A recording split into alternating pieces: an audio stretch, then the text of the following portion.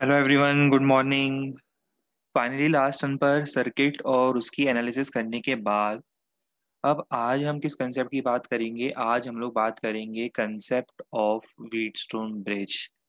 बहुत ही important concept होगा। और इसके बाद व्हीटस्टोन ब्रिज के बाद हम बात करेंगे हीटिंग इफेक्ट्स, थर्मल इफेक्ट्स जिनको आप जानते हो। करंट के हीटिंग इफेक्ट्स क्या होते हैं उसकी बात करेंगे।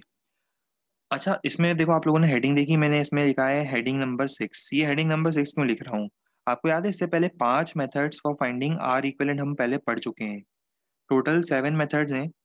टोटल 7 मेथड्स हैं, जिसमें से आज मैं मेथड नंबर 6 इंट्रोड्यूस करूंगा। एक दो दिन के बाद में इसमें एक और मेथड होता है जिसको हम बोलते हैं स्टार डेल्टा कन्वर्जन। वो मैं ऐड करूंगा साथ में। वो कुछ स्पेसिफिक टाइप के क्वेश्चंस के लिए यूज किया जाता है। कुछ स्पेसिफिक टाइप के क्वेश्चंस होते हैं आर इक्विवेलेंट जिनके लिए यूज करते हैं, बट आपके कोर्स के पॉइंट ऑफ व्यू से वैसे आप देखोगे तो लगभग सभी क्वेश्चन बिना स्टार डेल्टा के हो जाते हैं। But once in a blue moon अगर कभी उस टाइप का क्वेश्चन आपको दिखता है तो आपको एक आइडिया होना चाहिए कि स्टार डेल्टा कन्वर्जन हम कैसे करते हैं। तो आज हम लोग उस पर फोकस तो नहीं करेंगे। आज हम लोग फोकस करेंगे मेथड नंबर 6। और मेथड नंबर 6 होगा आपका हमारा सबका favourite concept of Wheatstone bridge. ब्रिजों का ब्रिज, व्हीटस्टोन ब्रिज, सबसे ज्यादा इम्पोर्टेंट टाइप का ब्रिज।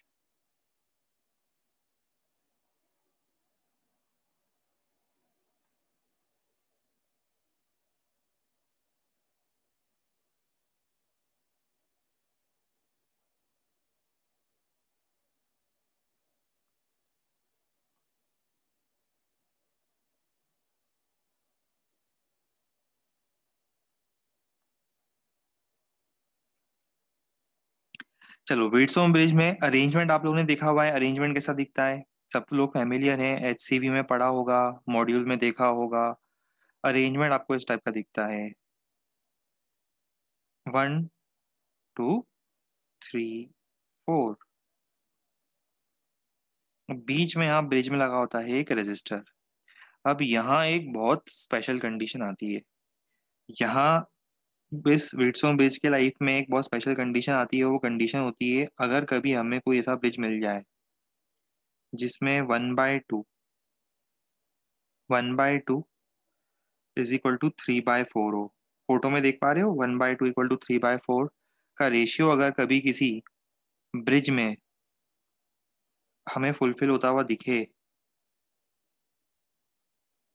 तो इस तरह के व्हीटस्टोन ब्रिज को हम बोलते हैं बैलेंस्ड व्हीटस्टोन ब्रिज। इसको हम क्या बोलते हैं? This Wheatstone bridge is called balanced Wheatstone bridge. और ऐसे बैलेंस्ड व्हीटस्टोन ब्रिज में क्या होता है? ऐसे बैलेंस्ड व्हीटस्टोन ब्रिज में हम लोग क्या कर सकते हैं? हम लोग ऐसे बैलेंस्ड व्हीटस्टोन ब्रिज में current in are is zero. और ऐसे व्हीटस्टोन ब्रिज में हम क्या कर सकते हैं? फाइनली अगर उसमें करंट ही जीरो है तो उसको लगा ही क्यों रहे हो? तो इसका मतलब ये जो ब्रिज पर रेजिस्टेंस है ना, ये वाला ब्रिज पर रेजिस्टेंस है, इस ब्रिज वाले रेजिस्टेंस को भूल जाओ।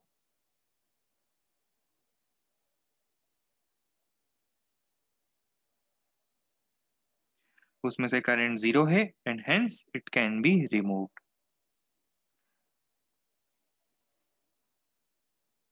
अच्छा, दूसरा पॉइंट सुनो। क्या होता है कि इस तरह के किसी भी अरेंजमेंट को, भले ही वो रेशियो मैच करे ना करे, उसको व्हीटस्टोन ब्रिज ही बोलेंगे। जैसे मान लो, लिखने से पहले मैं आपको थोड़ा सी टेक्निकल डिटेल्स बता दूं, उसके डेरिवेशन भी वगैरह भी बता देंगे। टेक्निकल डिटेल्स में से मान लो कि आपने कभी एक ब्रिज देखा, वैल्यू कुछ इस टाइप की मिली।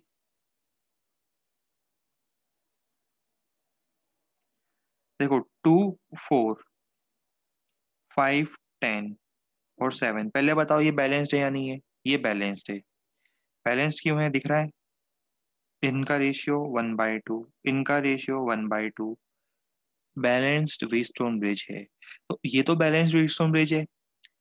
पर अगर मान लो कभी आपको कोई ऐसा ब्रिज मिलता है, कोई इस टाइप का अरेंजमेंट मिलता है, अब भले ही वो बैलेंस ना भी हो तो भी इसका नाम तो व्हीटस्टोन ब्रिज ही है। जैसे मान लो ये 10 ओम हो गया, और ये 5 ओम, ये 7 ओम, 6 ओम लिख दो, चलो इसको 6 ओम हो गया ये, है ना।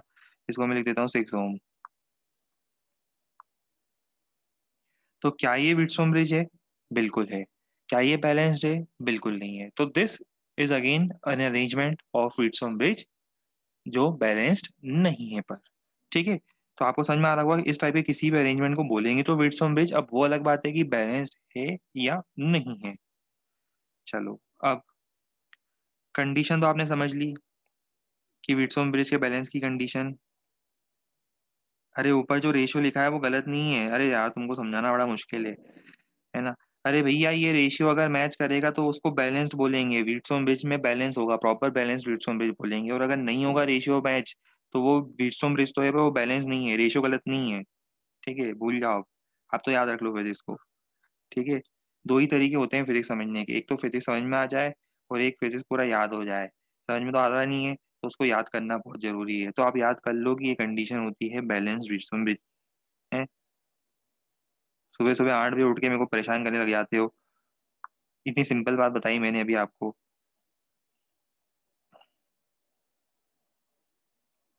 अब ध्यान से सुनो।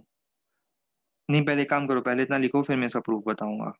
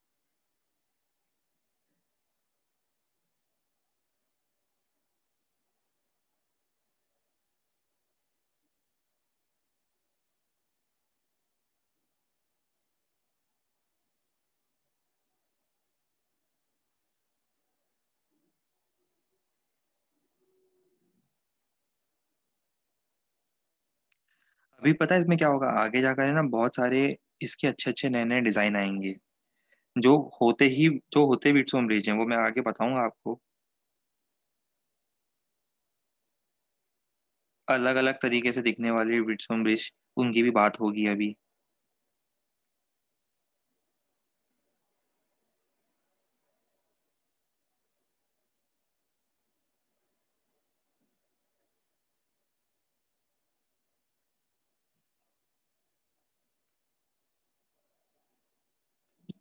चलो डन। अब अपन इसका प्रूफ देखते हैं।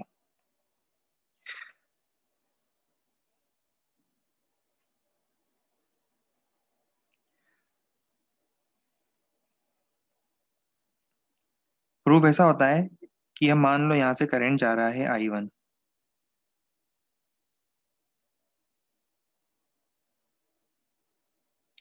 और यहाँ से करंट जा रहा है I2। कुछ करंट आया होगा पॉइंट ए से जो डिवाइड होके I1 I2 में कन्वर्ट हुआ, दिख रहे हो, कन्वर्ट होके I1 I2 में डिवाइड हुआ, ये दिख रहा है I1 I2 में डिवाइड हुआ।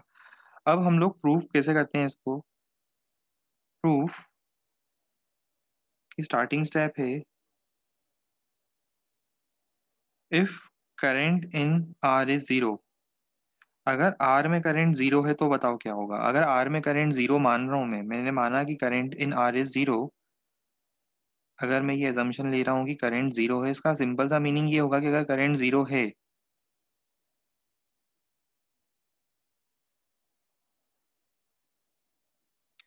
तो उस केस में जितना I1 आया है वो I1 कहाँ जाएगा? वो तो सीधा ही चला जाएगा फिर। और जो I2 आया है वो भी सीधा ही चला जाएगा। अब हमारे पास यहाँ पे दो लूप मिल रहे हैं। देखो ये लूप 1 दिख रहा है आपको, छोटा लूप 1, और लूप 2। मैं हाईलाइट कर देता हूँ लूप 1 लूप 2 को। मैं बात कर रहा हूँ इस लूप की, लूप 1 डल कलर है, ये यूज करते हैं। लूप 1 ये वाला है और लूप 2 ये वाला है।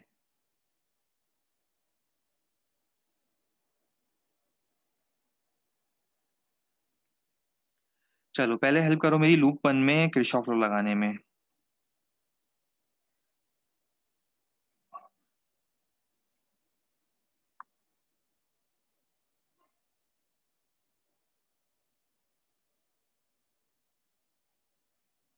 अप्लाइंग केवीएल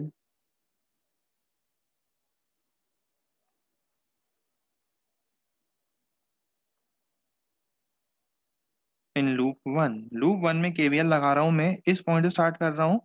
जो आपको दिख रहा है वो डायग्राम में बनाया है मैंने, टॉप लेफ्ट कॉर्नर पर, उस पॉइंट से स्टार्ट करके क्लॉकवाइज जा रहा हूँ। सब लोग मेरी हेल्प करेंगे, कोई खाली नहीं बैठेगा। -I1 R1 करेंट की डायरेक्शन में जा रहा हूँ, देखो। पहले मैं गया करेंट के डायरेक्शन में, फिर इस रजिस्टर में जाने का तो कोई मतलब ही नहीं निकला, करेंट ही जीरो है। फिर मैं गया इधर, तो बताओ क्या लिखूंगा, बोलो जल्दी। बहुत बढ़िया, +I2 R2, और घूम फिर के वापस उसी पॉइंट पर आ गया, इक्वल टू जीरो। तो क्या यहाँ से मैं ऐसा बोल दूं कि R1/R2 is equal to I2/I1? Let us call this as equation 1. Similarly, if we apply KVL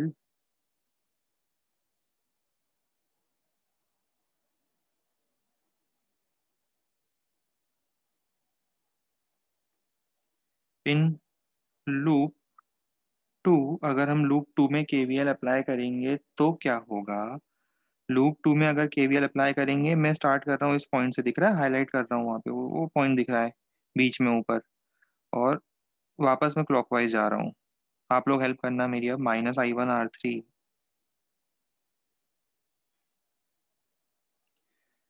और +I2 R4।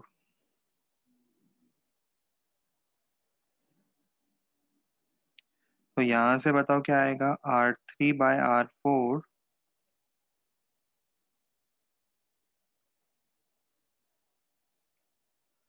हो गया। अब फ्रॉम, आज ऐसा नहीं लग रहा कलर कॉम्बिनेशन बिल्कुल एकदम से, आज के दिन ऐसा लग रहा है कलर कॉम्बिनेशन बिल्कुल सटीक बैठ रहा है, मतलब जो भी कलर यूज कर रहे हैं बिल्कुल शानदार, मतलब एक तरफा लग रहा है। ऐसा हमने नोटिस करा आज एकदम से। हो सकता है विल्सन ब्रिज का कमाल हो। जो भी कलर आज यूज कर रहे हैं वो अच्छा लग रहा है। From equation 1 and 2 we get what, we get right hand side equal है तो लेफ्ट हैंड साइड भी इक्वल कर दो, तो we get R1/R2 is equal to R3/R4।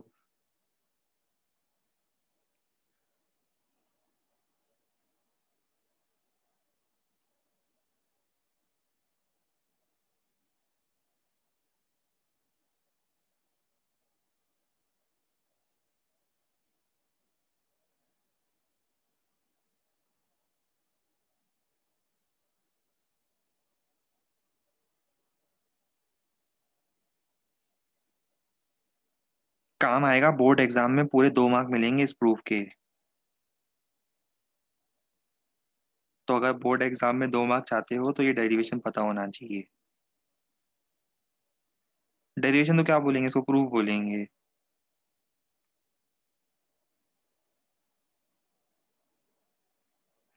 अरे दो दो से 100 बनेगा ना, अरे कहने का मतलब ये है कि 2-2 मार्क इकट्ठे करोगे, एक एक दो दो 5-5 मार्क इकट्ठे करोगे तो ही तो 100 बनेंगे। क्रिकेट में भी देखते हो ना, 100 100 रन कैसे बनते हैं, एक एक रन, 2-2 रन, 4 रन किसी इसमें, वैसे कर करके 100 बनते हैं ना, वैसे ही एक एक 2-2 मार्क इकट्ठे करते जाओ तो आपके अल्टीमेटली 100 मार्क हो जाएंगे पूरे, ऐसा।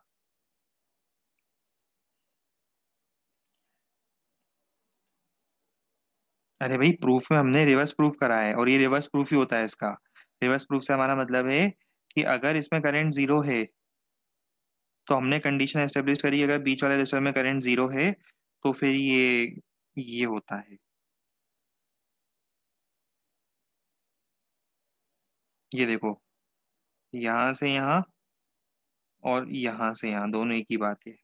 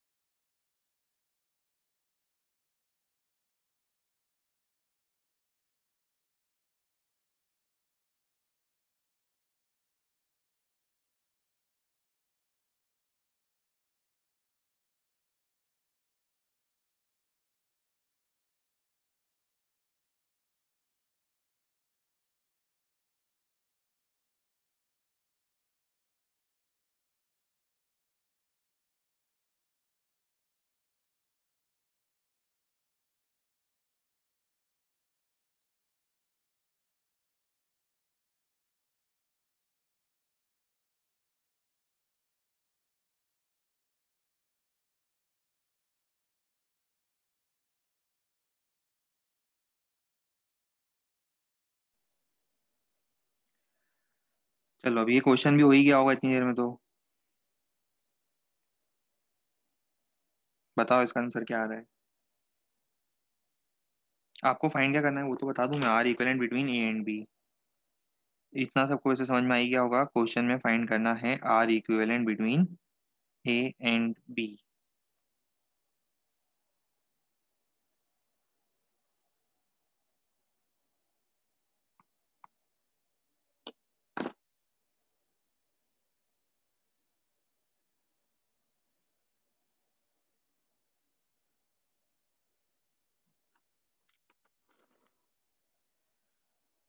आ गया, सबका आंसर आ गया। देखो क्या करेंगे, पहले देखना विड्थ ब्रिज बैलेंस है क्या, बिल्कुल बैलेंस है।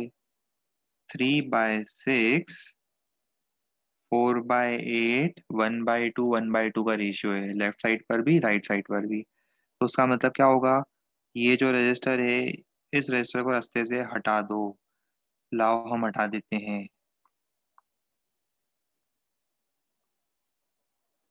गायब हो जा सिम सिम।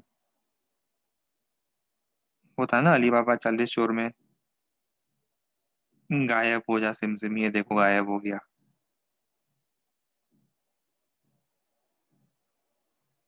अब बताओ क्या करें। अब ये 304 सीरीज में, 304 सीरीज में मतलब कितना, 7। ये 6 और 8 सीरीज में कितना, 7 वहाँ और नीचे 14। आगे निपटा लेना क्वेश्चन को, 7 ओम और 14 ओम को पैरेलल में लगा देना आप, है ना। इतना तो आता ही है अब सबको, सिंपल मिक्स्ड ग्रुपिंग।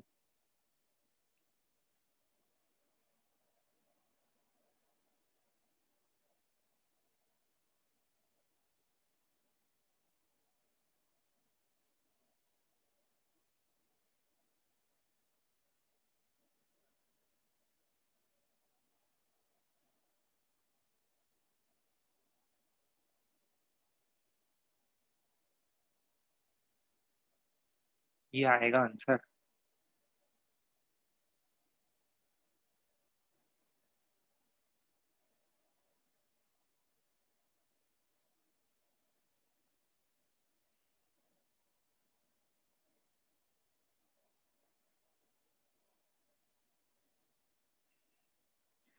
अब देखो कुछ और अरेंजमेंट भी हैं जो आपको व्हीटस्टोन ब्रिज जैसे दिख नहीं रहे हैं, पर व्हीटस्टोन ब्रिज ही हैं। जैसे अब ये मैं आपको अभी से ही बता दूं क्वेश्चन देने से पहले कि ये व्हीटस्टोन ब्रिज है, तो फिर क्वेश्चन का सस्पेंस खत्म हो जाएगा। इसलिए मैं आपको अभी बता नहीं रहा हूँ कि ये व्हीटस्टोन ब्रिज है जिसमें ये ब्रिज होगा, ये 10 ओम। अभी से बता दूंगा तो क्वेश्चन का सस्पेंस खत्म हो जाएगा, इसलिए मैं चाहता हूँ आप खुद से ट्राई करो और समझो इसको। करो ट्राई। क्या फाइंड करना है, R equivalent between A and B.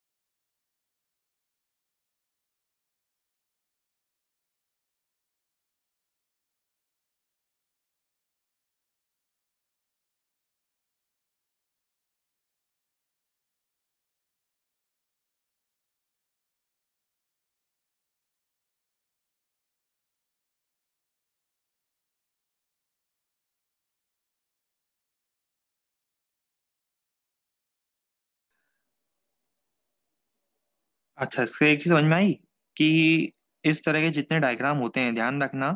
मैं एक काम करता हूँ, मार्क कर देता हूँ पहले। कलर बनाया था ना अपन ने उस दिन, चेंज हो गया ये।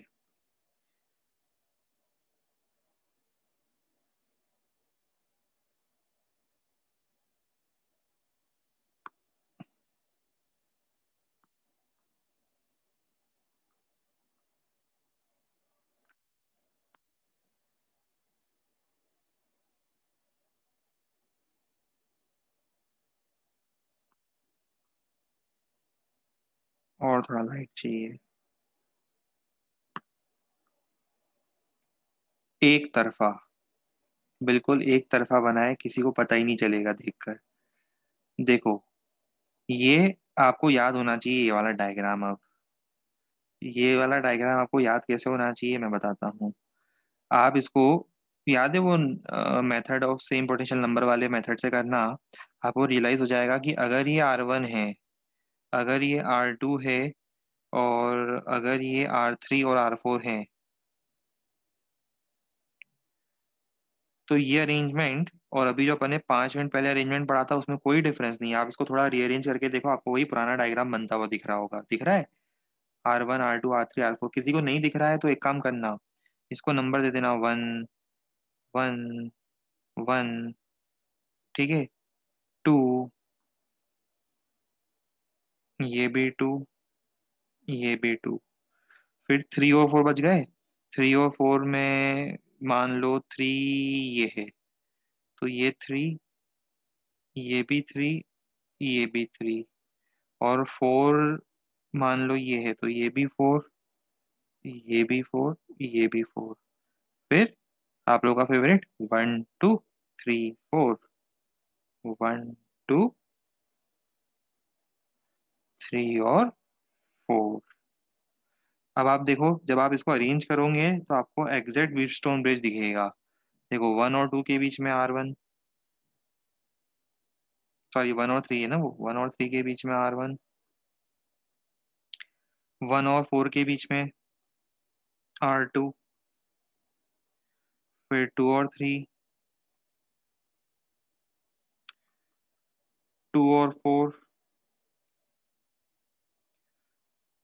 3 और 4। दिख रहा है? अभी ये पूरा वही व्हीटस्टोन ब्रिज बन गया फिर से, मतलब वही अरेंजमेंट है।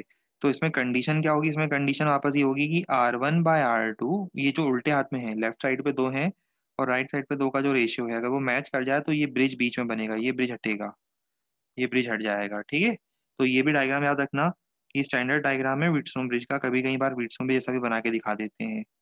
आओ अब हम पुराने क्वेश्चन पर आते हैं। अब समझ में आ गया क्या करना है? 4 और 8 सीरीज में आ जाएंगे, 4 8 12। 12 के साथ पैरेलल में कौन आएगा? 12 ओम के साथ ये 4 और 2 6 ओम पैरेलल में आ जाएंगे,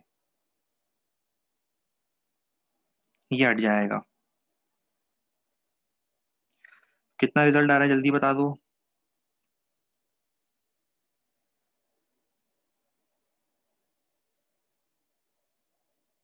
4 ओम, ठीक है चलो।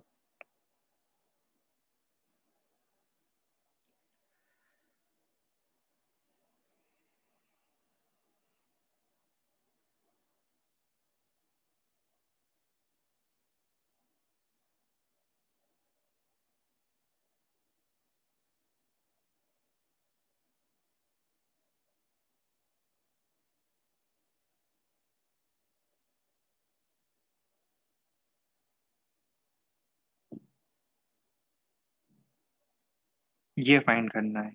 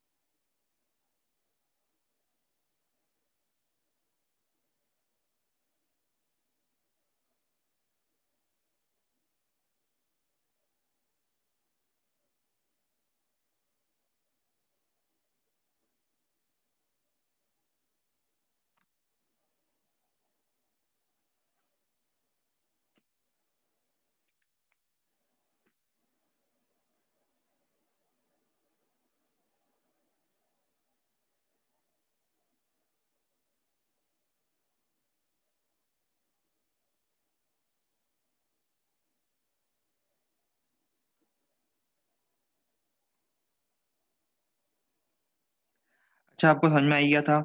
ये ए को उठाकर उस साइड फ्लिप कर दो, मतलब फ्लिप करने का मतलब समझ में आ रहा है। मैं आपको कलर करके बताता हूँ। ये वाला जो ट्रायंगल है, इस ट्रायंगल को उठाकर बाहर फ्लिप कर दो। बाहर फ्लिप करने का मतलब इस पॉइंट को उठाओ और बाहर ले आओ, तो आपको डायग्राम दिख गया होगा। नया डायग्राम ऐसा बनेगा।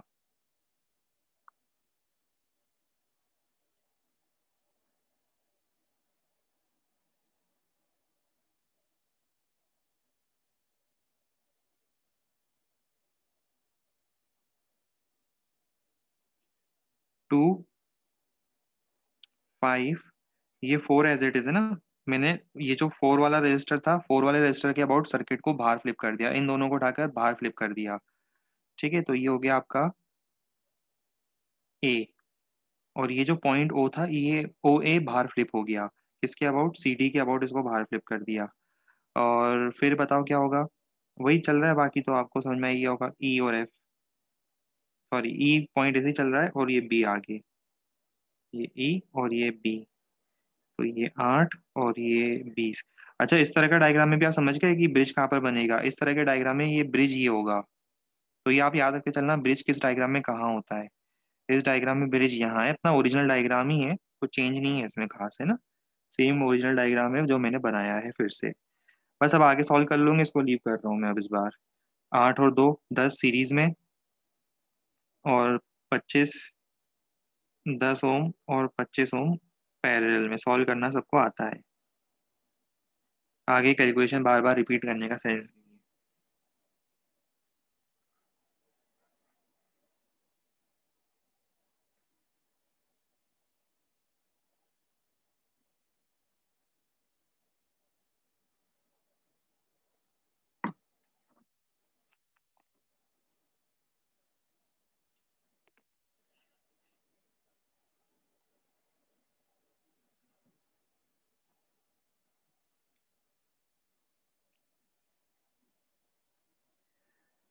करो ट्राई। क्वेश्चन पता है ना, R equivalent between A and B.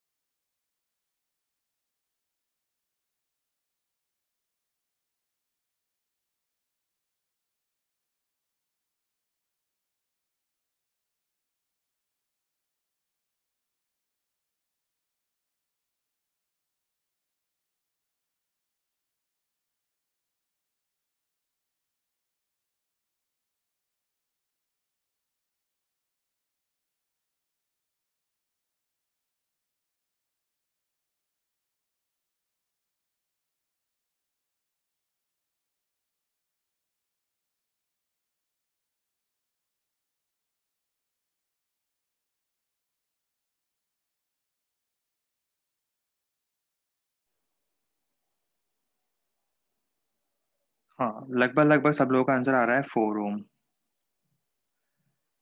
सबसे पहले 10 और 10, 5। तो इन दोनों को हटा दो, इन दोनों को हटा दो, इन दोनों को कोई मतलब नहीं है। और इन दोनों की जगह हम क्या करेंगे, सिंगल एक 5 ओम लगा देंगे। ये हट गए दोनों। इनकी जगह हम एक सिंगल 5 ओम लगा सकते हैं। 5 ओम इज सफिशियंट।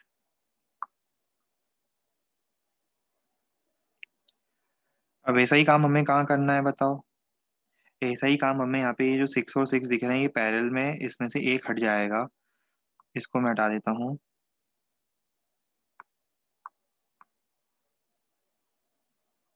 और ये हटाने के बाद मैं इसको कर देता हूँ 3।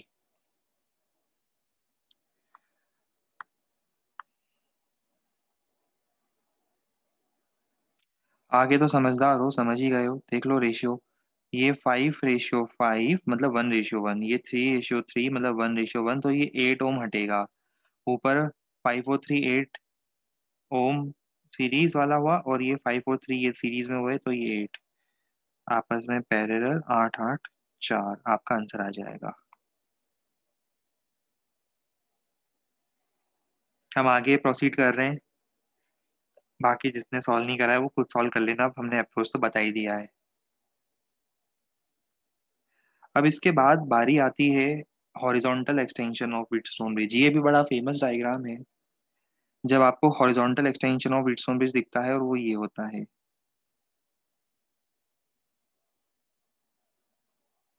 1 2 3 4।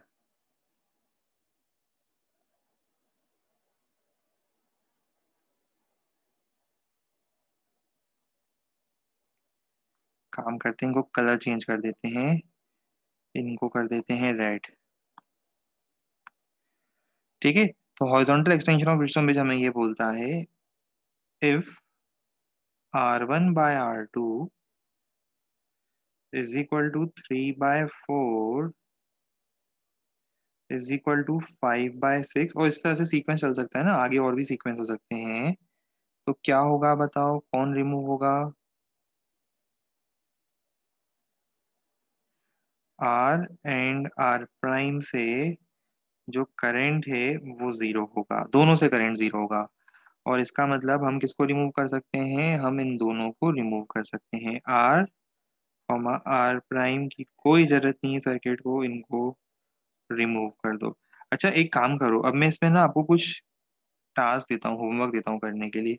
ये आप प्रूव करके देखना। वही सेम केस है, आई और आई प्राइम जीरो मानना, दोनों में से करंट जीरो मानना। दोनों में से करंट अगर जीरो मानोगे तो आपको 1 2 3 लूप में किरचॉफ लॉ लगाना है। ऊपर I1 पूरा ऊपर वाली ब्रांच में होगा, I2 नीचे वाली ब्रांच में होगा। ट्राई करना, रिजल्ट मिलेगा। और ये भी सोचना कि अगर मान लो दो रेशियो इक्वल हुए, थर्ड रेशियो इक्वल नहीं हुए तो क्या होगा। ये सारी चीजें अब आप एनालाइज कर सकते हो। सर्किट सॉल्विंग हमने आपको सिखा दिया है। ये सारी चीजें एनालाइज करके देखना, अब अच्छा लगेगा आपको।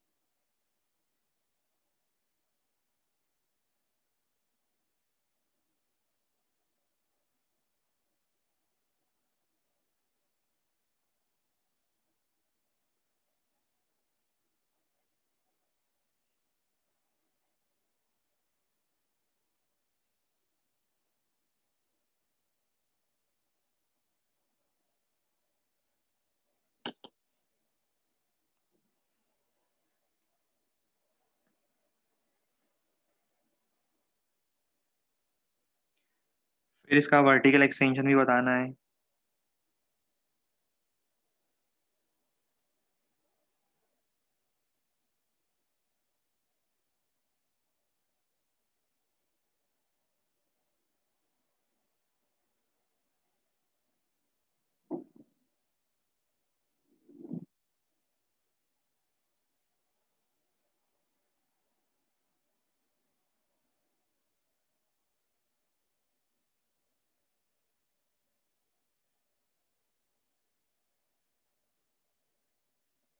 नोट कर लिया? कर ही लिया होगा इतनी देर में। आओ अब हम बात करें। फोटो ले लो, फोटो ले लो। जिसने नोट नहीं किया है, फोटो लेते चलो, हम आगे बढ़ते चलेंगे। अब आगे बारी है vertical extension of Wheatstone bridge की। उससे पहले इसका क्वेश्चन तो कर लो, इतनी जल्दी भी क्या है पढ़ने की। है हर बार जल्दी देते हैं आपको नया कंसेप्ट पढ़ने की। पहले इस पर हम एक क्वेश्चन करेंगे और फिर हम बात करेंगे vertical extension of Wheatstone bridge की।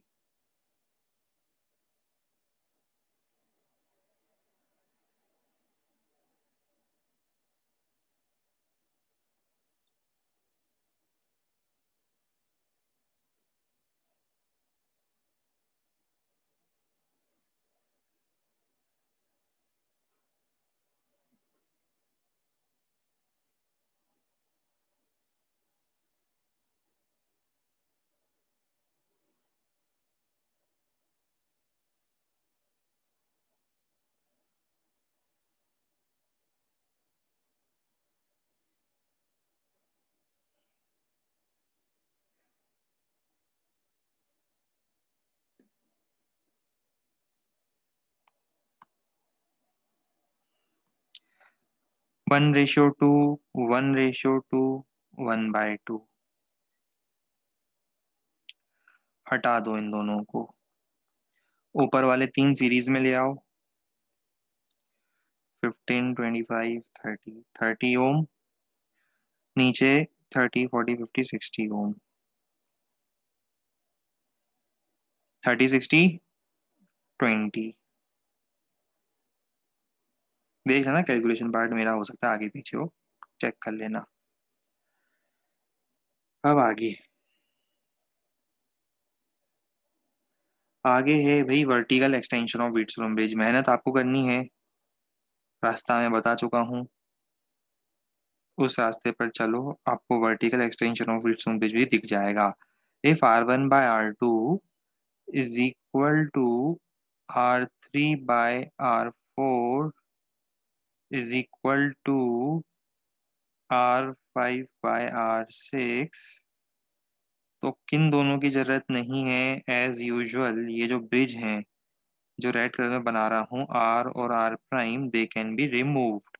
इनको रिमूव कर दिया जाएगा। कंडीशन लिख दूं मैं फिर से? लाओ मैं लिख देता हूँ पूरी कंडीशन।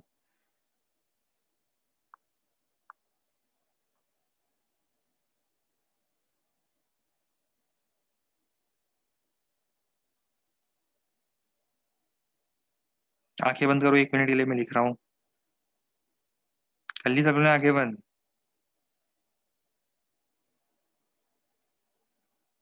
अब खोल लो आंखें और लिख लो जल्दी से। जितनी जल्दी मैंने लिखा है उससे जल्दी आप लोगों को लिखना है।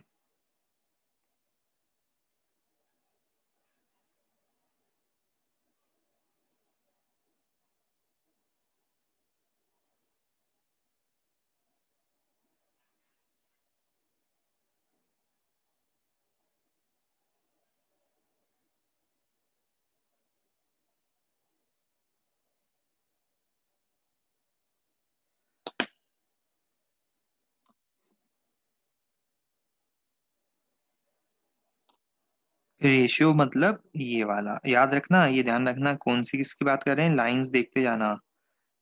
ये वाली लाइन, ऊपर वाली लाइन अलग चल रही है।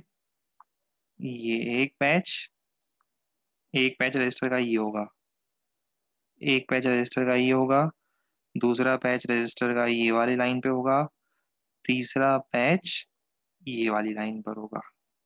ठीक है।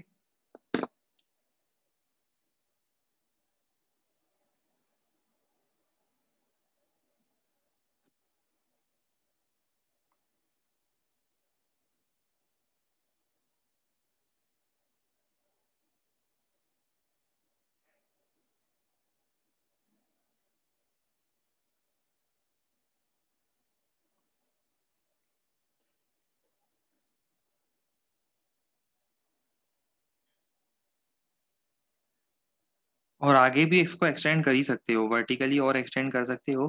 कंडीशन आपको प्रूव करके देखनी है जैसा मैंने बताया था, उस हिसाब से। अब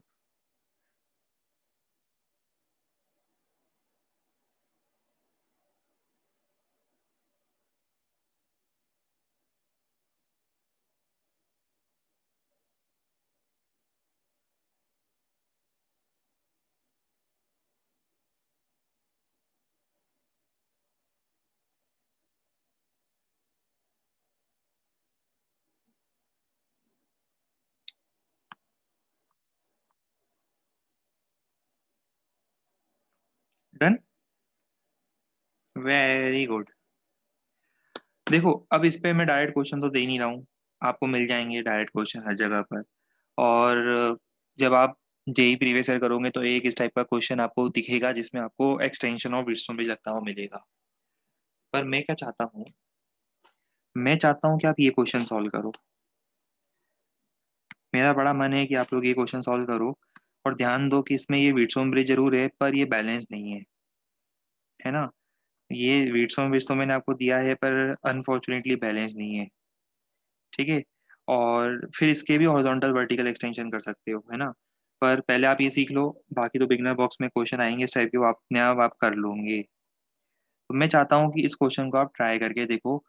इसको सॉल्व करने के लिए दो तरीके होते हैं, एक होता है स्टार डेल्टा कन्वर्जन,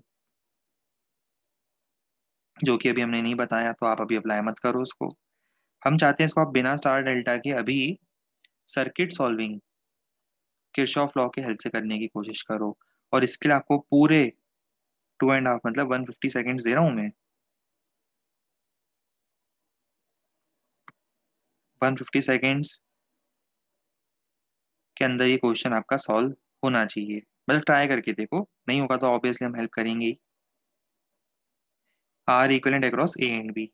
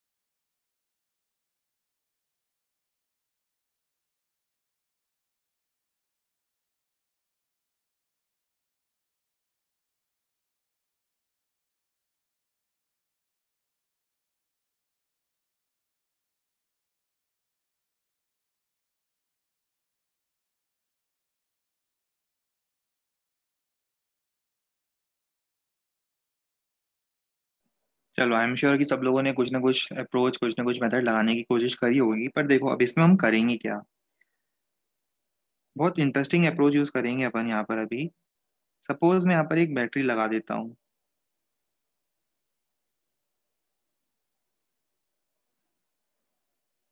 ठीक है। मान लो मैंने यहाँ पे बैटरी लगा दी और बैटरी का वोल्ट है वी। और मान लो बैटरी में से करंट फ्लो कर रहा है आई। तो एक चीज तो सबको क्लियर होगी, जो करंट फ्लो करेगा ऊपर जाकर डिवाइड होगा। थोड़ा I1 इसमें से जाएगा, बचा हुआ I2 इसमें से जाएगा। I1 I2 तो सबको दिख रहा है ना, ऊपर वाले में I1, नीचे वाले में I2। अब जरा लेफ्ट और राइट में देखो, आपको कुछ सिमेट्री दिख रही है, अपोजिट सिमेट्री दिख रही है। तो क्या ऐसा बोलूं, अगर I2 यहाँ से आ रहा है, मैं बात कर रहा हूँ इस ब्रांच की, I2 इस ब्रांच से आ रहा है तो इस ब्रांच से I2 वापस चला जाएगा। और I1 अगर इस ब्रांच से आ रहा है, ये वाली ब्रांच की बात कर रहा हूँ, तो I1 यहाँ से वापस चला जाएगा। तो इसका मतलब डायग्राम में ध्यान देना, अब यहाँ से मैं ले जाऊंगा, यहाँ से मैं ले जाऊंगा I1 को, और I2 को ले जाऊंगा मैं यहाँ से। अच्छा मुझे बताओ कि 5 ओम में नीचे के डायरेक्शन में मैं कितना करंट मानूं फिर। नीचे के डायरेक्शन में मान रहा हूँ तो मैं लिख दूँ I1 - I2। समझ में आ रहा है कैसे? ये देखो I1 आया, उसमें से I2 सीधे चला गया, तो बचेगा कितना, I1 - I2 इसमें से नीचे जाएगा। या फिर ऐसा भी मान सकते हो I2 - I1 ऊपर। आपको पता है कि दोनों चीजें इक्विवेलेंट है, कोई फर्क नहीं पड़ेगा। ठीक है, चलो। अब इसके बाद बताओ क्या करें। इसके बाद एक बहुत इंटरेस्टिंग काम करेंगे हम। चलो इस लूप की बात करते हैं, मेरी हेल्प करते जाना है आपको। ये लूप दिख रहा है, इसको बोल देते हैं लूप 1।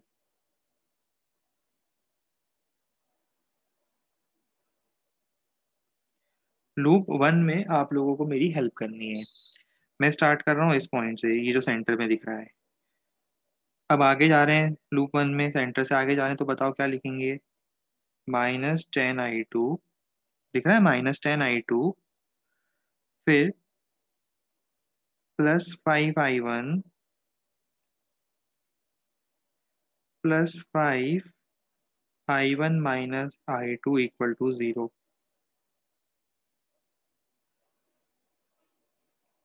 आराम से देखेंगे, कोई जल्दी नहीं है, समझेंगे। -10 I2 सही लिखा है, +5 I1 भी सही लिखा है, +5 I1 - I2 भी सही लिखा है। चलो इसी को सिंप्लीफाई करते हैं। -2 I2 +I1 +I1 - I2 = 0। तो ये कितना हो जाएगा, 2I1 = 3I2। इक्वेशन एक, वेरिएबल अनेक। और अभी थोड़ी देर में समझ में आ जाएगा ऐसा क्यों करना चाह रहे थे हम। 5 मिनट बाद एकदम से पिक्चर पूरी क्लियर होगी। अभी हाल फिलहाल तो ऐसा कर दिया हमने। अब दूसरा लूप है ये वाला, नीचे वाला लूप दिख रहा है। चलो यहाँ से स्टार्ट कर रहा हूँ।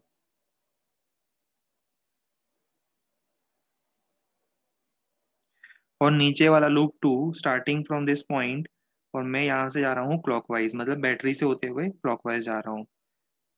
बताओ क्या लिखेंगे। तो उस केस में हम लोग लिखेंगे +V,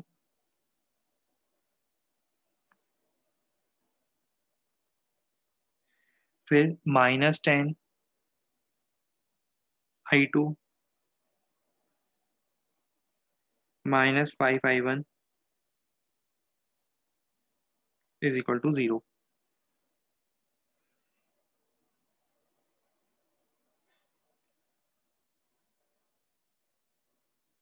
बात समझ में आई। नीचे वाला लूप +V -10 I2 -5 I1 = 0। यहाँ से आपको दूसरी इक्वेशन मिल गई, 5 I1 +10 I2 = V। दो इक्वेशन, दो वेरिएबल हैं। क्या आप मुझे I1 I2 निकाल के बता सकते हो इन टर्म्स ऑफ V? मैं मोटिव बताऊंगा ऐसा क्यों कर रहे हैं, बस आपको निकालना है I1 I2 in terms of V। I1 I2 को वेरिएबल मानो और सॉल्व करो इन टर्म्स ऑफ V। लाओ मैं सॉल्व करूंगा, आपको देखना है अभी। लाओ हम सॉल्व करें। किसी एक को एलिमिनेट कर दो, जैसे I2 को एलिमिनेट करता हूँ तो 10 × I2। I2 कितना है, 2I1/3।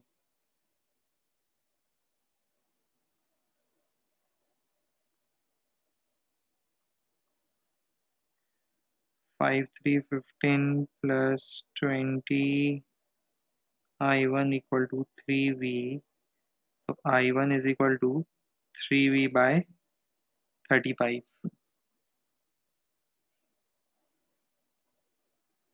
कैलकुलेशन पार्ट चेक नहीं करा मैंने, आप लोगों को चेक भी करते आना है, कहीं ऊपर नीचे हो कैलकुलेशन तो बता देना।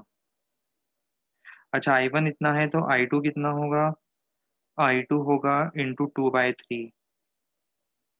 तो यहाँ से I2 भी आ जाएगा मेरे पास 2V/35। अब इंटरेस्टिंग बात आप सोच रहे हो कि इसका फायदा क्या है, इस अप्रोच का यहाँ तक I1 I2 निकालने से फायदा, बहुत बड़ा फायदा था। देखो आप मुझे बताओ कि I1 + I2 को मैं आई लिख सकता हूँ? ये आई दिख रहा है, ये देखो I = I1 + I2। तो क्या मैं ऐसा लिख दूँ I = I1 + I2?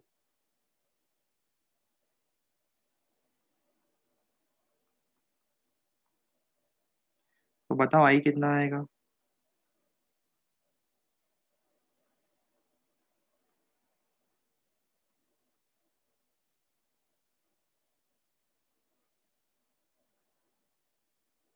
5 4 ये कितना हो जाएगा जरा बताओ ये? 7I। आगे जो लोग समझदार होंगे वो लोग 1 सेकेंड में समझ गए होंगे, और उनकी आंखों में गिद्ध चमगादड़ों जैसी चमक आ चुकी होगी।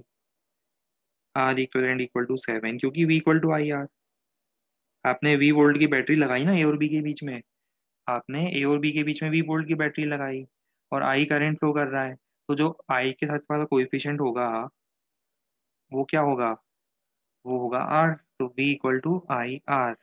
I2 गलत निकाला हमने, क्या बात कर रहे हो? अच्छा,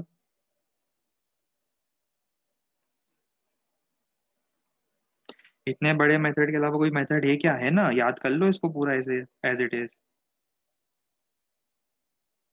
पूरा याद कर लो, मेहनत नहीं करनी पड़ेगी फिर।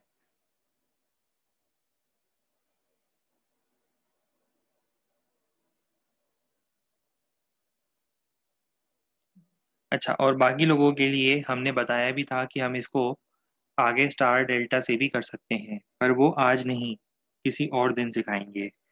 एक ही दिन में पूरा सिखा देंगे तो फिर गड़बड़ हो जाएगी। कल से फिर कोई मॉर्निंग क्लास अटेंड ही नहीं करेगा। सब सीख के बैठ ही गए तो फिर सोचोगे कि क्लास अटेंड करने का मतलब ही क्या है फिर। इसलिए एक दिन में सारी चीज़ें नहीं सिखाएंगे, रोज थोड़ा थोड़ा सिखाएंगे। आज हमने आपको ये कुछ नया सिखाया, कल कुछ और नया सिखाएंगे।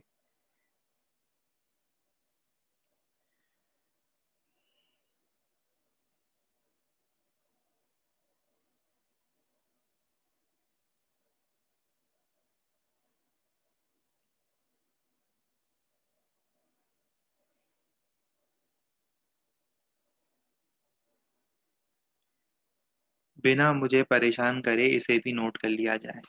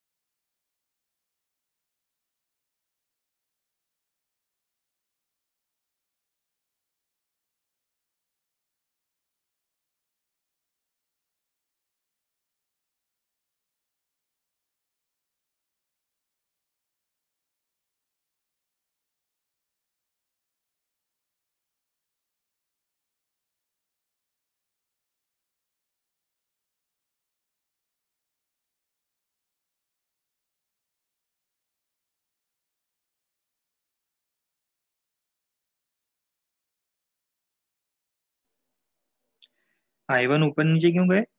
अरे, रिवर्स सिमेट्री है तो वहां से अगर I1 भेजा है तो यहाँ से I1 वापस चला गया होगा, क्योंकि बैटरी वहां पे +V वोल्ट है, यहाँ पे -V वोल्ट है। इनवर्स सिमेट्री समझो, थोड़ा लॉजिक लगा के देखो, खुद ही क्लियर हो जाएगा कैसा क्यों कर रहे हैं। यहाँ से आएगा उतना ही यहाँ से जाएगा।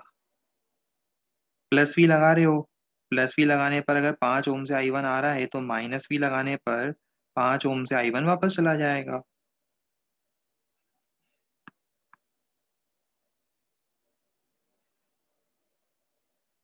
अनबैलेंस्ड व्हीटस्टोन ब्रिज में वो कंडीशन कैसे लगाओगे, ब्रिज कैसे हटाओगे, ब्रिज हटेगा नहीं ना यहाँ पर। इसलिए आपको ऐसे ही सॉल्व करना है जैसा हमने सिखाया है।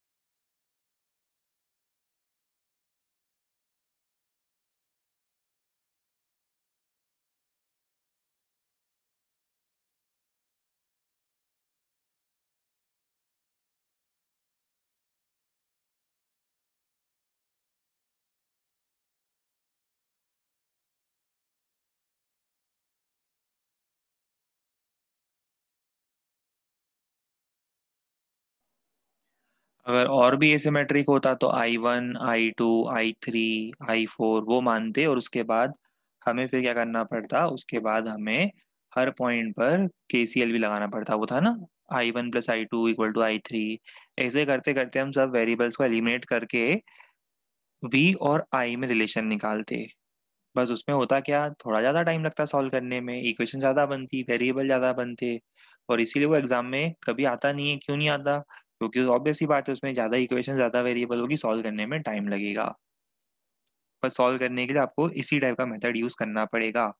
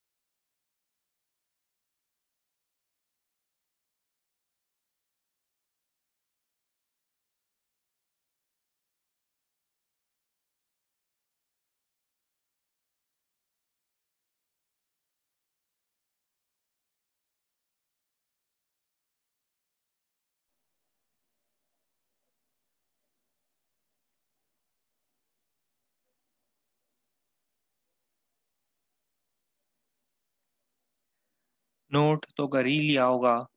थोड़ा आगे बढ़ते हैं अब हम।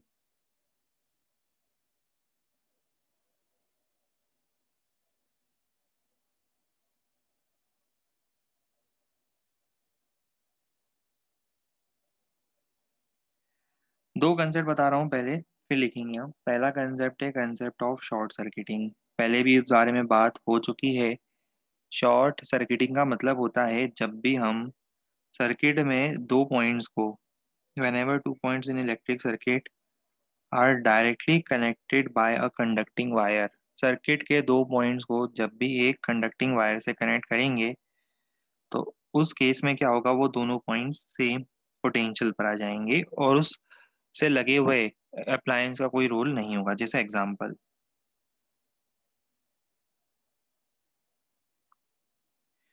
पहले इसको गायब कर देते हैं, गायब हो जा सिम सिम, ये गायब हो गया। अब अपन मानते हैं पहले ये ओरिजिनल सर्किट था, 10 वोल्ट, 2 ओम, 3 ओम, यहाँ लगा देता हूँ मैं एमीटर। ये एमीटर लगा दिया मैंने।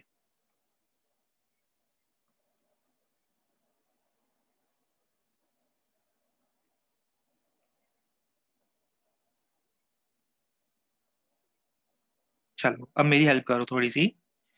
पहले मुझे ये बताओ कि इस केस में एमीटर की इनिशियल रीडिंग कितनी आएगी। एमीटर की इनिशियल रीडिंग हो जाएगी 10/5।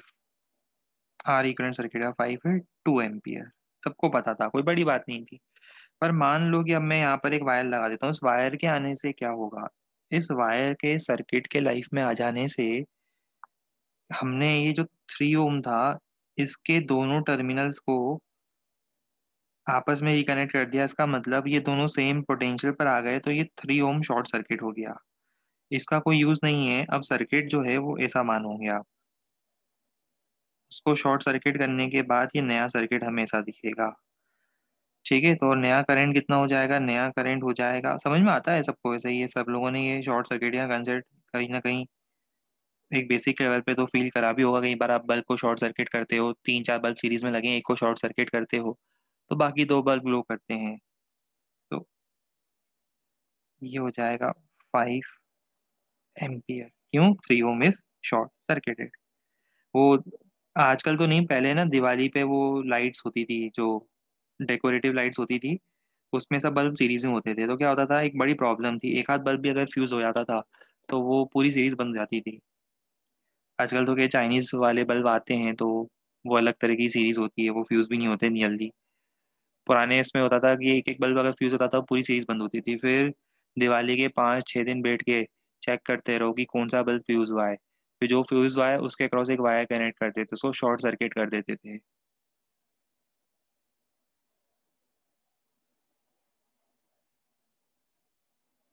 खैर आप लोगों को पता नहीं होगा, आप लोग तो बचपन से ही जो है बड़े ही टेक्निकली और टेक्नोलॉजिकली एडवांस जनरेशन में आए हो।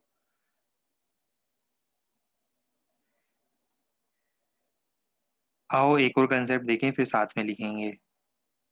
दूसरा है कंसेप्ट ऑफ अर्थिंग। ये भी पहले अब देखो सब पढ़ चुके हैं हम, ये ना इलेक्ट्रोस्टैटिक्स में इन सब का जो वो था, बेस था, वो कवर अप हो चुका है। दूसरा था कंसेप्ट ऑफ अर्थिंग, याद आ रहा है।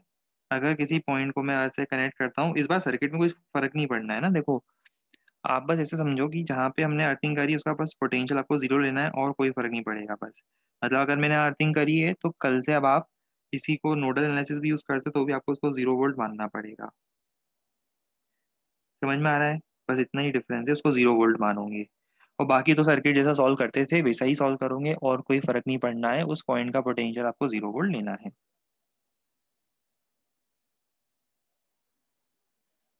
लगे या तो ईएमएफ के बारे में बता ही दें। लिखना चाहते हो, पढ़ना चाहते हो, अच्छा चलो पहले लिख लो। लिख लो इसके बारे में। फिर बड़ी इंटरेस्टिंग चीज आने वाली है, सेल बैटरी इन सब की बातें होने वाली है।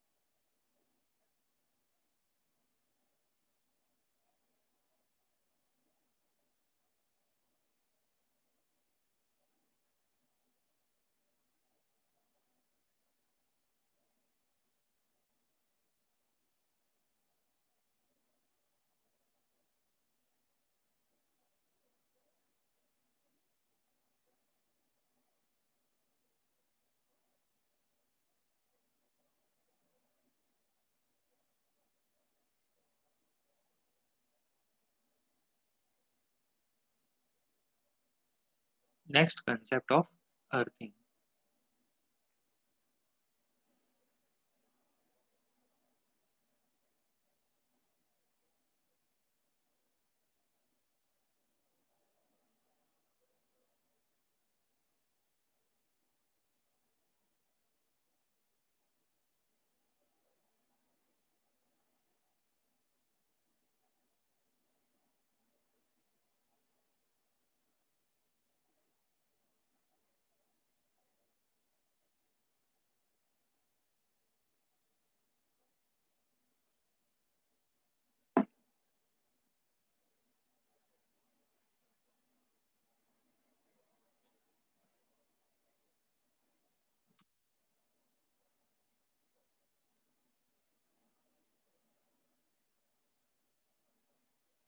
आओ अब हम लोग सेल की बात करें। क्या आपने कभी सेल और बैटरीज को देखा है? बिल्कुल देखा है, सब लोगों ने देखा है। और बड़े ही यूजफुल हैं, बड़े ही जरूरी हैं। Previous slide, okay.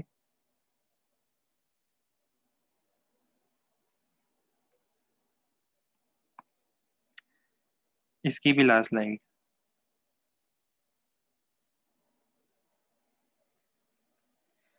अब आपको बताते हैं बैटरी का रियल लाइफ सिग्निफिकेंस क्या है। बिल्कुल सही, गुड, वेरी गुड, समझ गए हो। बचपन में जब छोटे थे तो टॉय कार होती थी, वो गन होती थी जो साउंड क्रिएट करती थी, है ना? वो सब किससे चलाते थे? बैटरी से चलाते थे।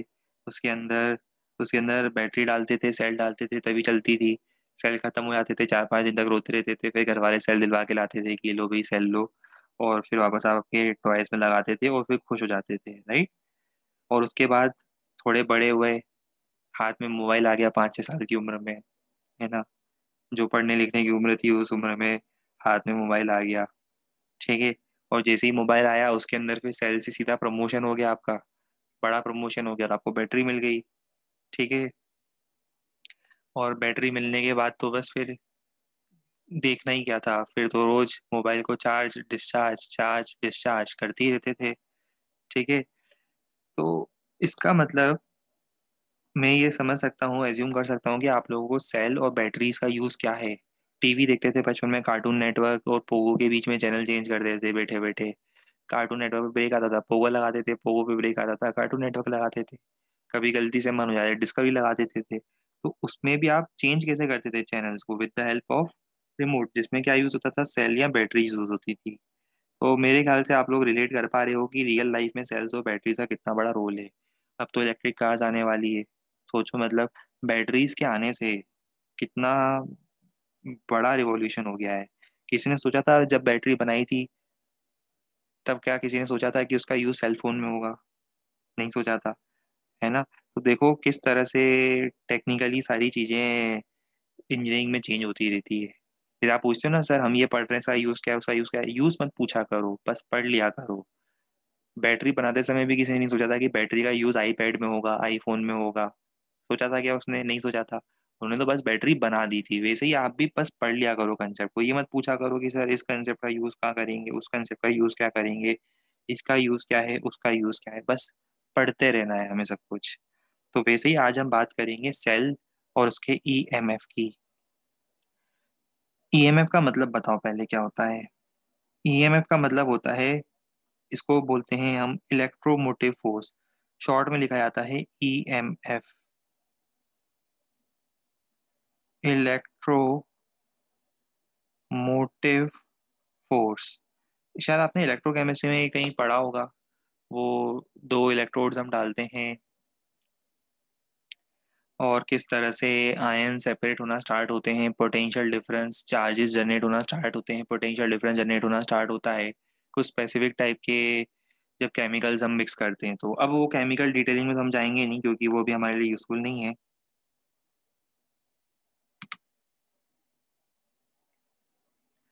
तो हाँ, अभी नहीं पढ़ा है, कोई बात नहीं। मतलब एक जनरल, एक जस्ट थीम बता रहा हूँ। 9-10 में एक सेल का एक बेसिक डायग्राम आप लोगों के स्कूल के सिलेबस में हुआ करता था, याद करो। सेल के अंदर वो बताते थे किस तरह से आपका नॉर्मल सेल्स होते हैं, उसके अंदर केमिकल्स होते हैं और किस तरह से वो वर्क करते हैं। तो उसमें क्या होता है, सेल के अंदर दो चीजें होती है, इनबिल्ट दो चीजें होती है। एक होता है ईएमएफ, जो कि वोल्टेज प्रोड्यूस करने की कोशिश करना चाहता है, और दूसरा होता है उसके अंदर का खुद का इंटरनल रेजिस्टेंस। जैसे देखो, आपके अंदर बहुत सारा पोटेंशियल है। अगर आप पढ़ना चाहो तो क्या कुछ नहीं कर सकते हो, कितने असाइनमेंट कंप्लीट नहीं कर सकते हो अगर आप पढ़ना चाहो तो। अगर आप पढ़ने की कोशिश करो तो जितने भी हम असाइनमेंट आपको देते हैं, प्रैक्टिस शीट देते हैं, होमवर्क देते हैं, रिवीजन के लिए कुछ देते हैं, बहुत पोटेंशियल है आपके अंदर, करने को तो सब कुछ कर सकते हो। पर आपके अंदर एक इंटरनल रेजिस्टेंस है कि अरे यार कौन करे, है ना। वो इंटरनल रेजिस्टेंस जो होता है वो भारी पड़ जाता है कई बार, कि कौन करे, आज नहीं कल कर लेंगे। तो वैसे ही हर सेल के पास दो चीजें होती है। उसके लाइफ में भी ये दो चीजें हैं, एक है ईएमएफ, एक है ईएमएफ जो उसे लाइफ में आगे ले जाना चाहता है, और एक है उसका खुद का इंटरनल रेजिस्टेंस जो उसके खुद के ही करंट को कम करना चाहता है। और ये दोनों मिलकर एक कंप्लीट सेल बनाते हैं। तो जब आप सेल को बाहर से देखते हो तो बाहर से सेल आपको जरूर ऐसा दिखाई देगा, देखा ना, ये प्लस होता है, ये माइनस होता है। ड्यूरा सेल देखा होगा आप लोगों ने, उसकी एड भी बड़ी शानदार आती थी।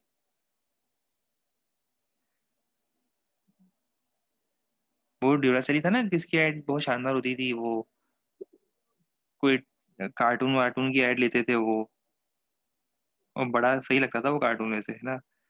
हाँ, खरगोश वाला, बिल्कुल सही। खरगोश वाली ऐड देखो, समझ गए हो, वो खरगोश खरगोश आता था, बनी टाइप एक खरगोश आता था जिसकी ऐड आती थी, बिल्कुल बहुत बढ़िया, गुड। बस यही हम चाहते हैं, लेवल ऑफ अंडरस्टैंडिंग आपके हमारे बीच में हो। Good, very good. समझ गए हो। अगली बार क्या करेंगे ना, फोटो भी यहाँ लगा देंगे, तो बैटरी पढ़ने का जो है असली मजा तो तभी आएगा, है ना। अभी हाल फिलहाल बैटरी के पास एक होता है हायर पोटेंशियल, एक होता है लोअर पोटेंशियल। तो EMF along with internal resistance forms a battery. ठीक है।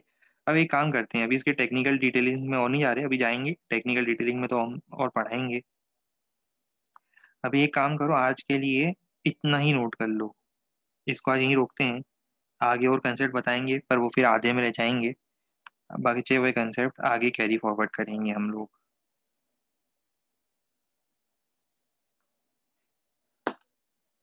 इसे नोट कर लिया जाए।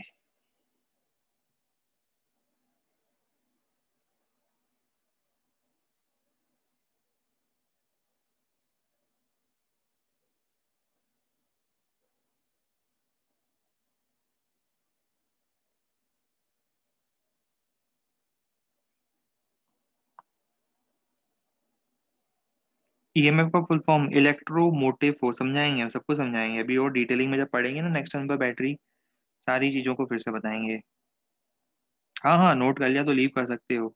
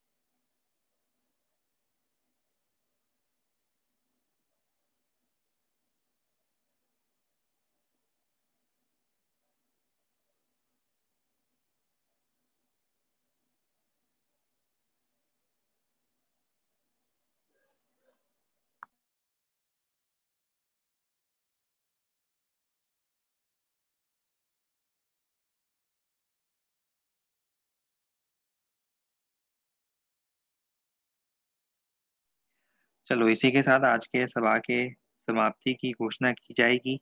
अगले टर्न पे सेल और उसके ही चार्जिंग डिस्चार्जिंग की इक्वेशंस को हम लोग आगे कंटिन्यू करेंगे।